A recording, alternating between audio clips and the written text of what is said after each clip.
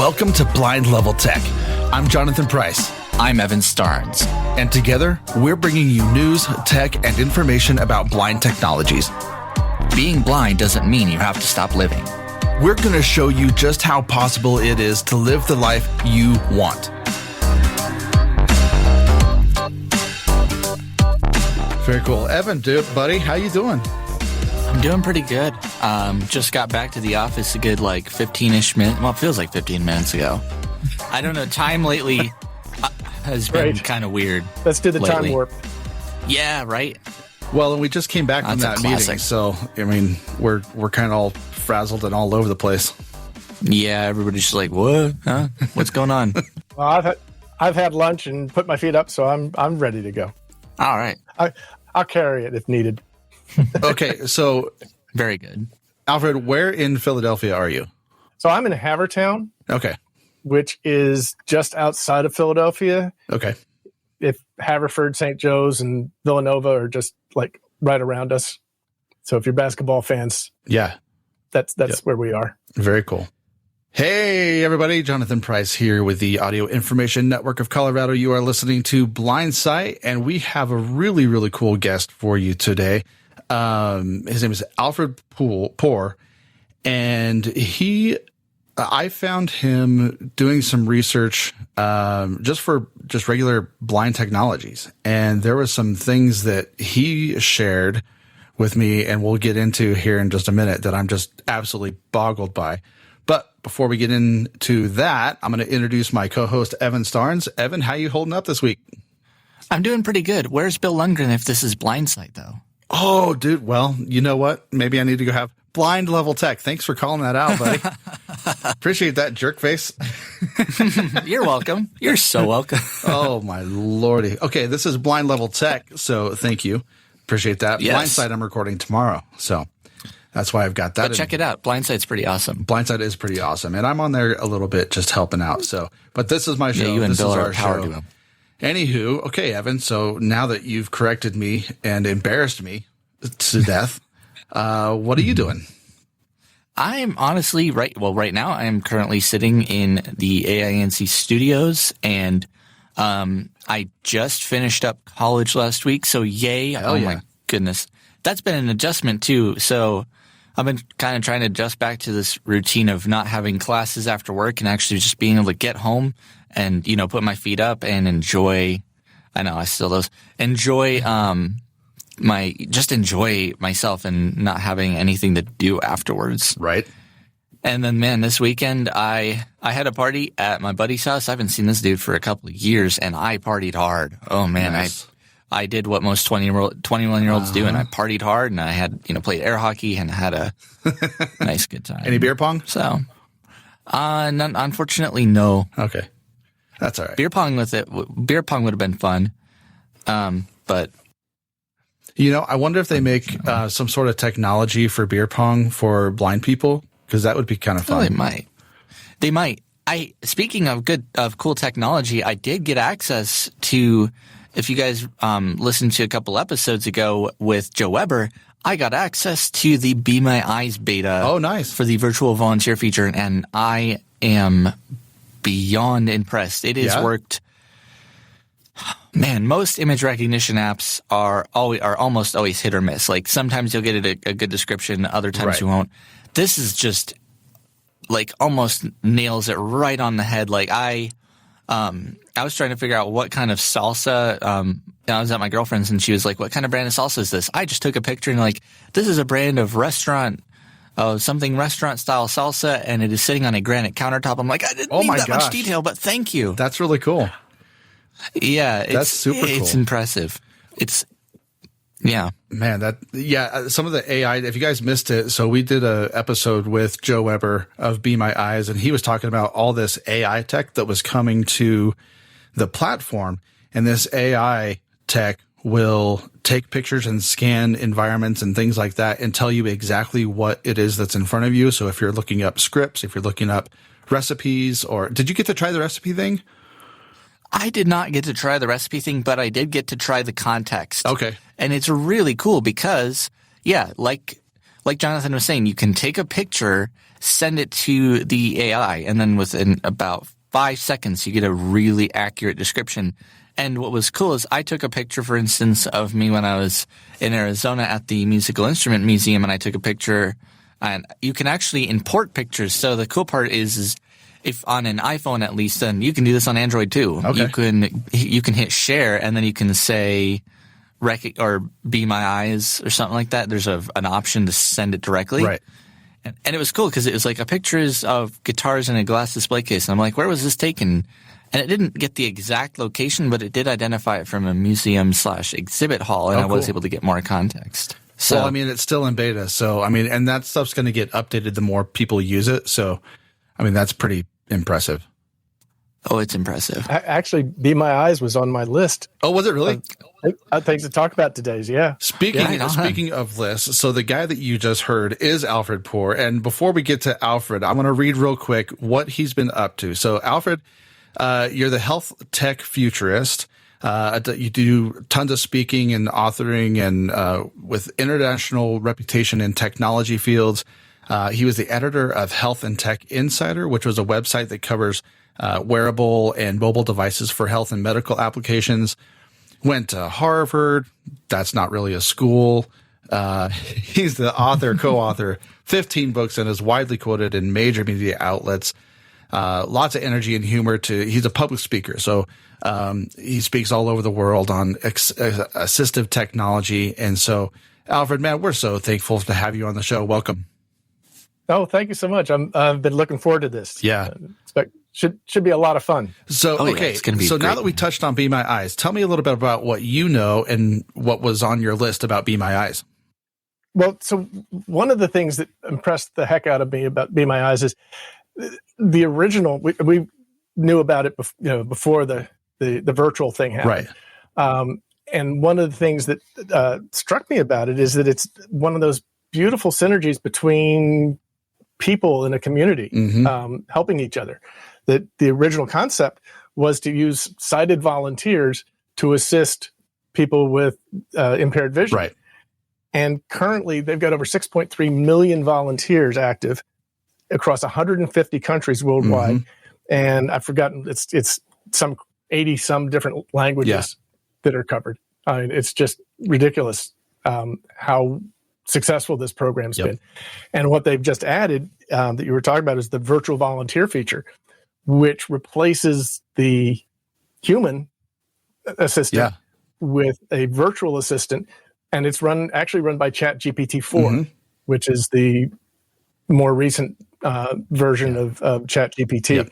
And the idea is that that can relieve the load from the sighted volunteers and make them available for the things that they're best at, and let the bot handle the things that it knows how to do. And I think this is the bellwether for this whole market. Absolutely.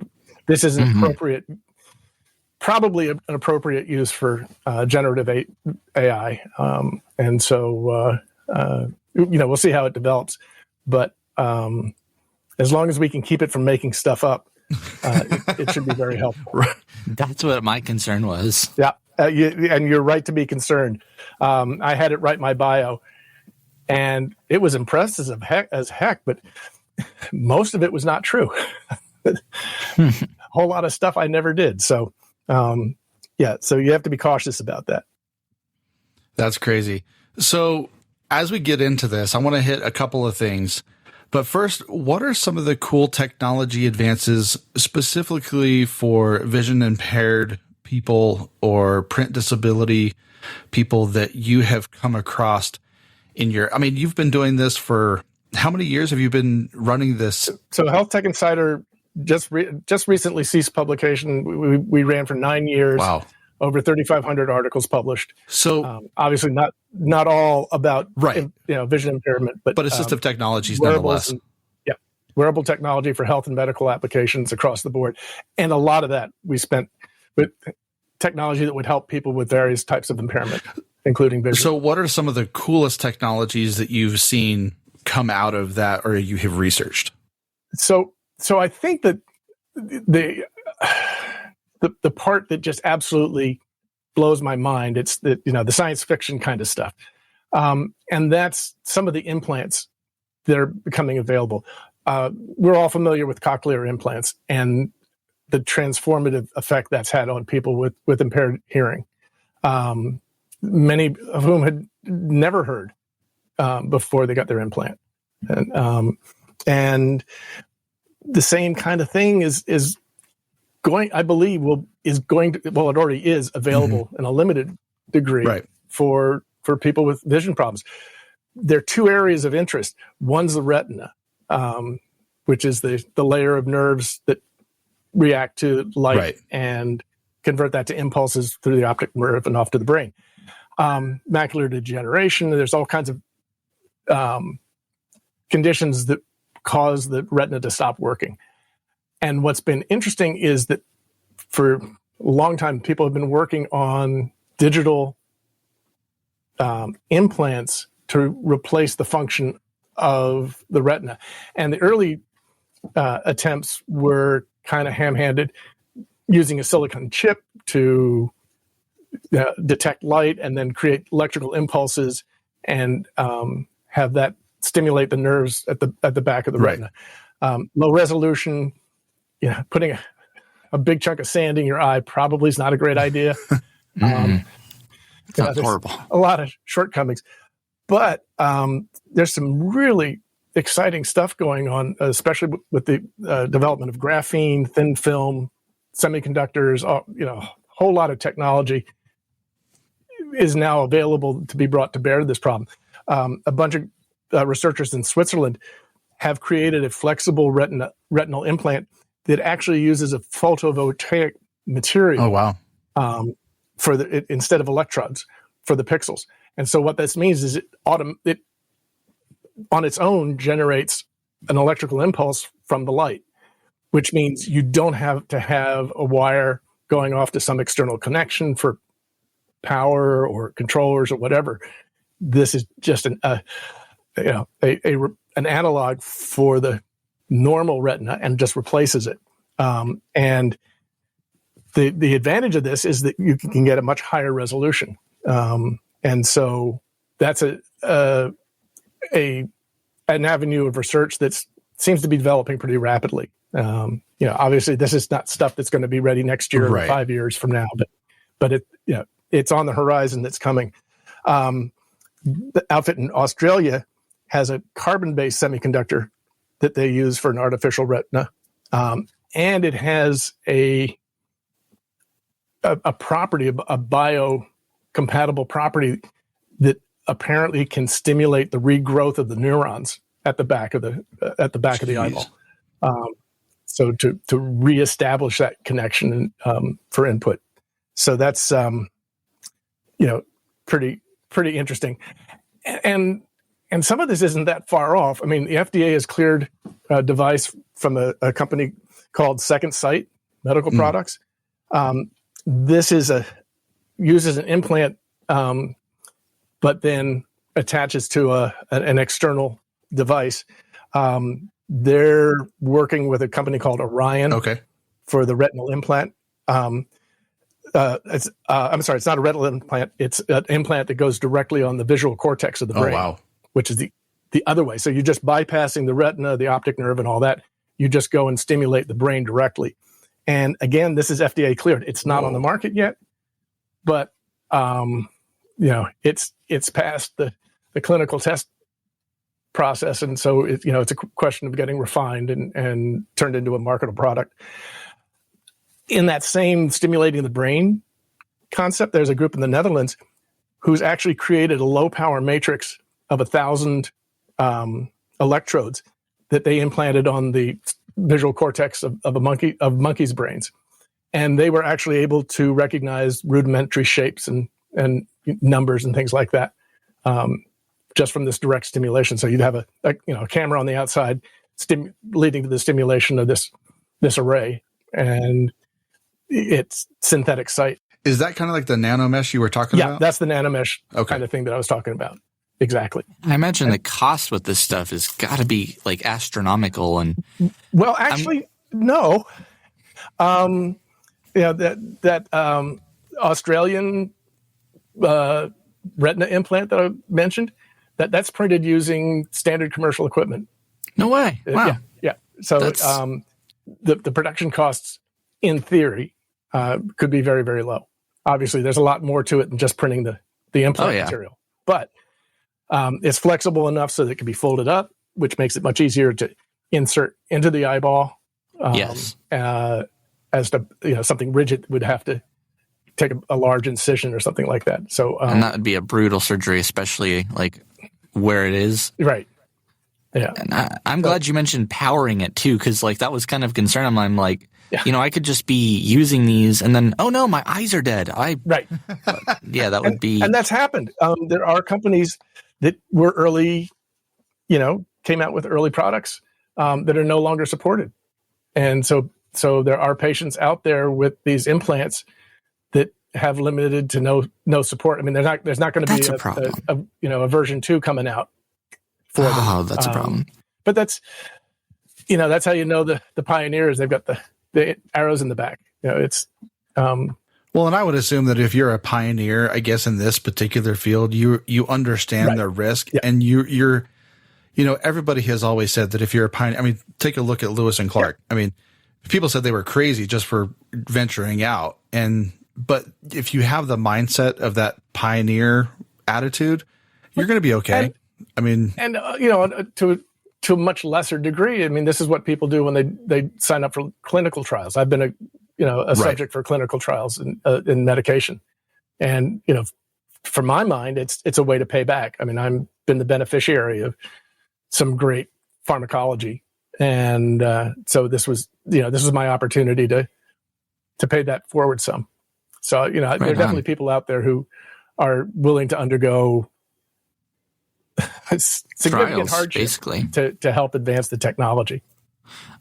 Man, because I remember a few years ago you were talking about electrical impulses. There was a device, and I'm not sure if it's still out there, that used a camera, and then it actually went into the mouth and sent electrical signals through the mouth.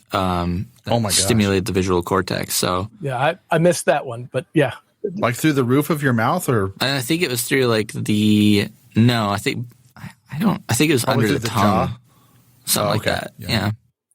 But one of the fascinating things for me is the brain's plasticity means that very true. You can, you could send a novel impulse that could be learned to be sensed as vision, which is to me is just crazy. Yeah, you're reprogramming the brain, basically. Exactly. It's so fascinating. In thinking about this, I watched this YouTube video. We're talking about reprogramming the brain to some degree, but there was a guy who went on stage with a bicycle, and I don't know if you've seen this or not, but it's a bicycle where you can change the steering direction of the bike and so like when you on a normal bike, when you turn left, you typically go left, or when you turn right, you go right. Yep. Well, on this one, you just try to run it, and then you can switch it to where if you turn left, the bike goes right. And so it's on this like weird gear. And so the really cool thing was that after just a few minutes of riding the bike, the brain was able to reprogram itself to say, oh, okay, left is right now and right is left. But then what was really funny was when he would switch it back, they had to relearn how to ride the correct way. And so it's just so cool, that neuroplasticity that you're talking about. One of the guys I've seen on YouTube doing that is a guy who's got a channel called Smarter Every Day. And he does, I've heard of that channel. Fascinating stuff. And I think it took more than a few minutes to learn the backwards bike. But it was quite an accomplishment. But Jonathan, you and I previously were talking about this. There were experiments a long time ago where people would be asked to wear prism glasses that would flip their vision upside down. Yep. And it would take them a couple days to adapt, but then they could walk around just fine with their whole world upside down. And then when they took glasses off, they had to go through that same accommodation period again. But I can't even imagine going through that. Me neither. You're a graduate student. The $20, you can use the $20. Yeah. Oh, Lordy. Getting good with the psych professor. No joke. So when do you think this technology could be made available to the masses? Is there any sort of like timeline that talks about this? Well, I've seen this movie many times before. I started off originally with the IBM PC compatibles. Nice. And so I've seen a lot of technology booms and busts over the years. Basically, everything takes longer, costs more than your most optimistic prediction. So I try not to handicap things like that. But again, we do have this, like, for example, the second site, they've got a product that's been FDA cleared. And so, they're not ready to bring it to market, but that's probably the closest. And the FDA approval, that's a massive hurdle. It is. And, I mean, to me, there's all kinds of wonderful things out there in the lab, but until you go through some clinical trials, until you prove that it's safe and effective, it's not real yet. Well, okay, so let's take a step back, because we're talking about implants, and we're talking about this incredible nanotechnology that is unavailable to people. These are the moonshots. So we're trying to give people this hope. But you were talking about actually some clip-ons, and Evan just got a clip-on. I don't remember, Evan, if it's orcam or if it's it was an orcam. Yeah. So you guys, Alfred, tell us a little bit about what you know about orcam and stuff. The clip-ons and the wearables. I'm a big fan of orcam, and I've been following them. They're an Israeli company, as I recall. I've been following them for many, many years. I met with them the first time they came to CES, the big consumer electronics show in Las Vegas every year. And it's just remarkable to me what they've accomplished.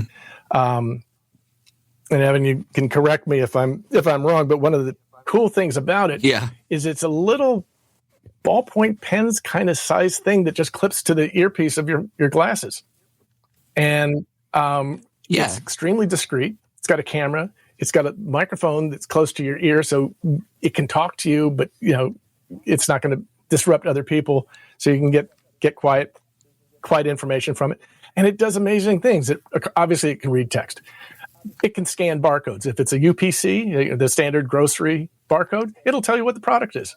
It already knows more than 1 million products based on their UPC code. It uses facial recognition. So if you've logged somebody who it'll say, "Oh, yeah, that's Peter in front of you. You're talking to Peter now." Instantly. Which I would love to have, because I'm terrible at recognizing people out of context. So I could use that. But the thing that just absolutely blows me away is it does all this without an internet connection. It doesn't have to be paired to a smartphone. It doesn't need Wi-Fi connection. It's not using a cell connection. It's all self-contained, which just blows my mind. And then it's also got a handheld version that does pretty much the same stuff. The My Reader. That's crazy. Yep. But yeah, I mean, what you said is pretty accurate. It does have Wi-Fi and Bluetooth as an option, and that's mainly for just updating the device. And they did add a new, so I believe the My Eye Pro, although the My Eye Pro and the My Eye 2 look similar. They're saying they look identical. Basically, a little camera about the size of, it looks like more like a highlighter, and it magnetically clips onto a pair of sunglasses. And then they added this feature now where it's like a descriptive feature where you can say you can activate the voice and say, "What's in front of me?" And it will point out basic things like tables, cups, screens, chairs, doors. There's a chair where you can and sit, it'll tell you where they are. Sitting in it. I don't know if it'll do that. I know it just says there's a chair. I saw that in the demo. So, like an empty chair. I haven't gotten it. I've tried it and I haven't gotten it to work. Yeah, but demos are demos.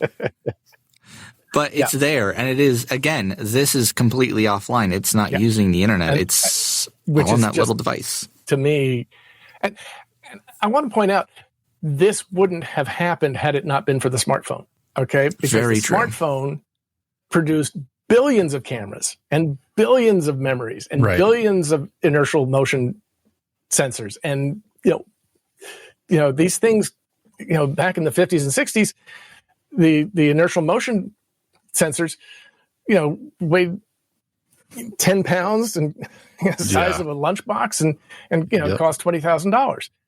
Now, you know, they cost less than $1, and they're a tiny little solid state chip that you just add to the bill of materials. They're embedded on like system on SoCs, system on chips. They're almost embedded. Yeah, I think it's important to remember that without the cell phone, without the smartphone and its Wi-Fi and Bluetooth and cellular data and GPS supporting systems, a lot of this cool technology we never could have afforded to get it off the ground. But now it comes as a byproduct. True. I mean, we all know who really is to credit for all this. I mean, it's Gene Roddenberry, right? Star Trek creator. Exactly. Exactly. I read some crazy stat. I agree. Like some 80% of technology that we currently have is based on the ideas that came from Star Trek. I wouldn't be surprised. That's like most of the computer stuff, the touch pads, the layouts and environmental controls, like all that kind of stuff. You go back to H.G. Wells. And you know, he wasn't far off on a lot of this stuff. Right. And Asimov to me, yes. If you ever have a chance, if you've read it before, go back and read it. But there's one of his robot detective novels was called The Naked Sun. Go back and read it because it describes sort of social media, internet connection taken to its illogical extreme. Right. And it didn't exist when he wrote that. Right. You know, people, the taboo in that culture is being in the same room with another person. It's fine if you're on a screen, but to be in the same room with somebody is just like anathema. But anyhow, that's just the beginning of it. It's a great book to reread. I'll have to. What's the name of that book? The Naked Sun. It's usually bundled with the Caves of Steel. Caves of Steel came first, and then Naked Sun came second. Okay, sounds good. Well, before we wrap up, I want to quickly kind of get your word out there about what you do. Public speaking wise, tell us a little bit about what you're doing currently. So I'm always on the lookout for opportunities to give a keynote speech. I discuss a variety health tech issues from a variety of perspectives, ranging everywhere from employee retention and issues like that are of big importance to businesses these days. Another area that I talk about that's I think huge is the whole thing about aging in place and our aging population and how technology can help us. I think it has to help us deal with the caregiver crisis that we had before the pandemic hit. And employers, family members, the elderly themselves need to be more aware of what some of the options are that are available to them. And they don't have to carry the burden all on their own. As we've played around with a bit today, I go deep into a number of different areas, especially about impairments, whether it's mobility, vision, hearing. Can talk a lot about the effects of the new over-the-counter rules for hearing devices. And another area is just how the pandemic has changed healthcare forever, and some of the things that health tech has made possible that's going to change how we relate to healthcare and healthcare professionals going forward. And if people are looking to reach me, my website is alfredpoor.com, and my email is alfred@alfredpoor.com. So it's cool, pretty straightforward. Perfect. Try to make it easy. Right. Yeah, definitely. We'll make sure we have all that in the show notes. Well, thank you so much for being on the show. This was actually really fascinating stuff to learn, honestly, because, I mean, everybody, I feel like, as a kid, I'd always heard, we have cell phones. Eventually, it's going to be you have a chip embedded in your brain and stuff. And, like, we're closer than I ever expected us to be from that. That's not to say I'm ever going to be comfortable with a chip embedded in my brain yet, but, You're going to turn into a Borg. It's going to be a situation of boiling the frog. Yep. Take diabetes as an example. Right now, the finger stick is still the most common way that people monitor their blood glucose levels. Right. However, these wearable glucose monitors, CGMs, continuous glucose monitors, are transforming how diabetics, especially children with type 1 diabetes, are managing the disease. What a lot of people don't realize is there's already a product out on the market. These CGMs actually inject a small needle into your under your skin, and currently I think you can wear them for up to 14 days. There's a company that makes a little embedded sensor. It's called Dexcom. I'm sorry? Dexcom. No, not Dexcom. This is Senseonics. This is something different. It's something the size of a grain of rice that actually gets injected under your skin and can be removed fairly easily. And last I heard, it's good for 6 months, but there's no reason why it wouldn't be good for 9 months or a year. Wow. And the thing is, the sensor sits above it and basically lights up this little grain of rice that then glows based on the amount of blood glucose present. Wow. And so it's a very passive, there's no recharging, no anything. There's no, it's not invasive in that there's no open wound.